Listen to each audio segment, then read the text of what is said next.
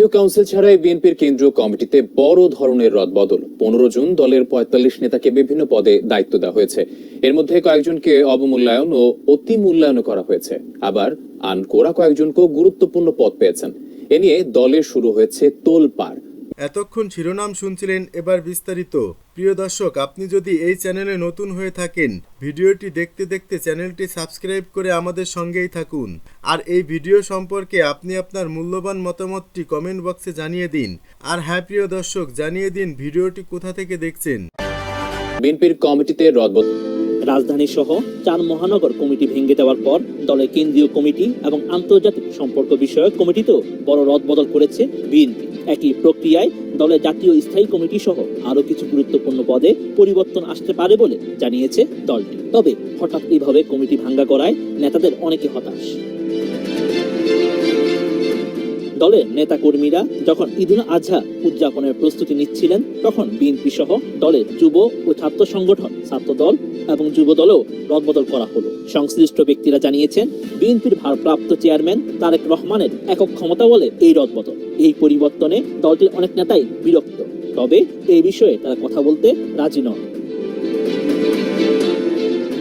দলটির নেতারা এই পরিবর্তনে বিএনপির পরবর্তী কেন্দ্রীয় সম্মেলন অনুষ্ঠানের প্রাক প্রস্তুতির ইঙ্গিত হিসেবে দেখছেন। তাদের ধারণা, কেন্দ্রীয় নির্বাহী কমিটিতে আরও রদবদলের পর দলের শীর্ষ নেতৃত্ব একটি পরিকল্পিত সম্মেলন অনুষ্ঠানের দিকে যেতে পারে। কারণ রাজনৈতিক দল হিসেবে নিবন্ধন রক্ষায় সম্মেলনের মাধ্যমে কেন্দ্রীয় কমিটি গঠনের ব্যাপারে নির্বাচন কমিশনের বাধ্যবাধকতা রয়েছে। সর্বশেষ বিএনপির জাতীয় সম্মেলন হয়েছিল 8 বছর আগে। যদিও দলের গঠনতন্ত্রে 3 বছর পর পর সম্মেলন করার বিধান রয়েছে, এখন সম্মেলন না করে সংবাদ বিজ্ঞপ্তি দিয়ে কমিটিতে এই রদবদল আনা হলো। এই রদবদলে পদোন্নতি পাওয়া 3 যুগ্ম মহাসচিবের একজন শহীদ উদ্দিন চৌধুরী। তিনি জানান, আরও পুনর্গঠন হবে। এই পুনর্গঠন সাময়িক, এরপর হয়তো কাউন্সিল হবে। দলে বেশি আলোচনা বিএনপি চেয়ারপারসনের উপদেষ্টা পরিষদ ও কেন্দ্রীয় নির্বাহী কমিটি 44টি পদ এবং 29 সদস্যের আন্তর্জাতিক সম্পর্ক বিষয়ক কমিটি পুনর্গঠন নিয়ে। নির্বাহী কমিটিতে 33 পদে নেতাদের কাউকে কাউকে নতুন যুক্ত করা হয়েছে, আবার কারো কারো পদ পরিবর্তন করা হয়েছে। এই রদবদলে উপদেষ্টা পরিষদে 11 জনকে যুক্ত করা হয়েছে। তাদের মধ্যে রয়েছেন জহির উদ্দিন স্বপন। তিনি জানান, জনগণের সমর্থন, বিরোধী রাজনৈতিক দলগুলোর ঐক্য ও গণতান্ত্রিক বিশ্বের নৈতিক সমর্থন কাজে লাগানোর লক্ষ্য নিয়ে বিএনপি আন্দোলনের প্রস্তুতি নিচ্ছে। সেই লক্ষ্যে দল পুনর্গঠনে হাত দিয়েছেন ভারপ্রাপ্ত চেয়ারম্যান তারেক রহমান।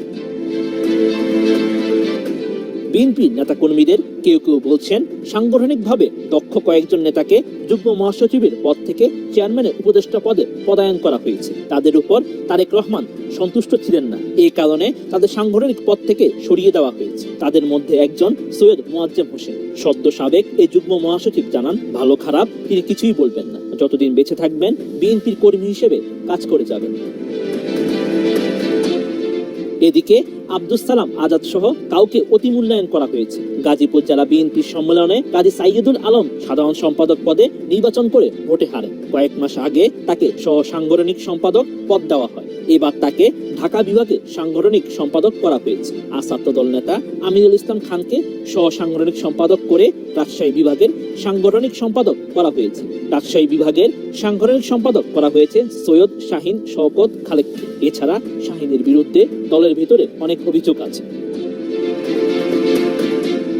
অন্যদিকে জালাল উদ্দিন মজুমদার, সৈয়দ জাহাঙ্গীর আলম, সাইদুল হক সাইদ, চৌধুরী আব্দুল্লাহ আল ফারুক, এস এম গালিব, এই 5 জনকে সহ সাংগঠনিক সম্পাদকের পদ থেকে সরিয়ে সদস্য হিসেবে রাখা হয়েছে। ডাক্তার মওদুদ হোসেন আলমগীর বিএনপির মিডিয়া সেলের আহ্বায়ক। বিএনপির মিডিয়া সেলের আহ্বায়ক মনোনীত হলেন ডক্টর মওদুদ হোসেন আলমগীর পাভেল। শনিবার বিএনপির সিনিয়র যুগ্ম মহাসচিব রুহুল কবির রিজভী স্বাক্ষরিত এক বিজ্ঞপ্তিতে এই তথ্য জানানো হয়েছে। জহির উদ্দিন স্বপনকে আহ্বায়ক করে 2022 এর 20 জুন বাংলাদেশ জাতীয়তাবাদী দল বিএনপির মিডিয়া সেল গঠন করা হয়। পরে জহির উদ্দিন স্বপন গ্রেপ্তার হলে সেলের সদস্য ডক্টর মওদুদ হোসেন আলমগীর পাভেল কয়েক মাসের জন্য মিডিয়া সেলের ভারপ্রাপ্ত আহ্বায়ক হিসেবে দায়িত্ব পালন করেন। এদিকে শনিবার দুপুরে সেলের আহ্বায়ক জহির উদ্দিন স্বপনকে পদোন্নতি দিয়ে বিএনপির চেয়ারপারসনের উপদেষ্টা করা হয়।